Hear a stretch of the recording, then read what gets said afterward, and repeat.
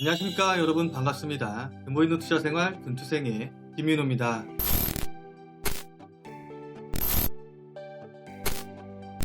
제가 얼마 전에 방송에서 이 셀트리온에 대해서 말씀을 좀 드린 적이 있었죠. 일단은 그 셀트리온이 아무래도 좀 반등을 하고 좀 추가적으로 상승을 하려고 하면은 이런 치료제에 관련된 모멘텀이나 소식이 좀 나와줘야 될 것으로 보이고, 이때 방송에서 제가 미처 다 말씀드리지 못한 셀트리온과 셀트리온 제약, 그 다음에 셀트리온 헬스케어에 대한 더 자세한 이야기와 전망에 대해서 지금부터 말씀을 드리도록 하겠습니다. 자, 그럼 바로 시작을 해보도록 하죠.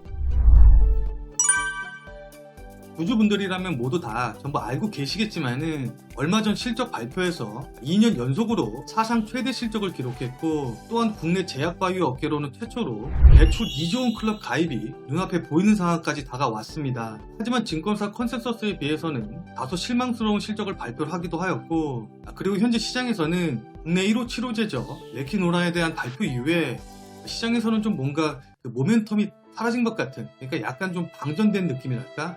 약간 그런 식의 모습을 좀 보이고 있기 때문에 주가에는 이런 부분들이 호재로 작용을 하지 못하였습니다.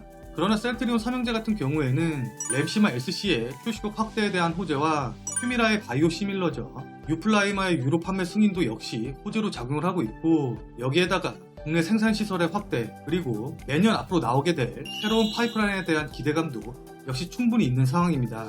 거기다가 최근에는 다소 좀 묻히기는 했지만은 셀트리온의 3사 합병 이슈 역시도 그 합병 방법에 따라서 분명히 주가에는 큰 호재로 작용할 수 있는 개연성이 남아있기 때문에 이 역시도 기대를 갖고 지켜볼 만한 호재가 될 수가 있겠죠. 그러나 서두에서 이미 말씀드린 것처럼 현재 시장의 모든 관심은 코로나 치료제인 레키노라주에 모든 관심이 쏠려 있습니다. 그렇기 때문에 미국과 유럽에서의 긴급 사용 승인 여부와 남아공 변이 코로나 바이러스에 대한 효능 확인 여부가 셀트리온 삼형제의 주가에는 가장 큰 모멘텀으로 작용할 것으로 보입니다. 실제로 전일 코로나 치료제에 대한 유럽 의약품청의 품목 허가를 위한 공식 검토가 시작되었다는 그 뉴스 하나만으로도 급등이 나왔다는 걸 보면 알 수가 있겠죠.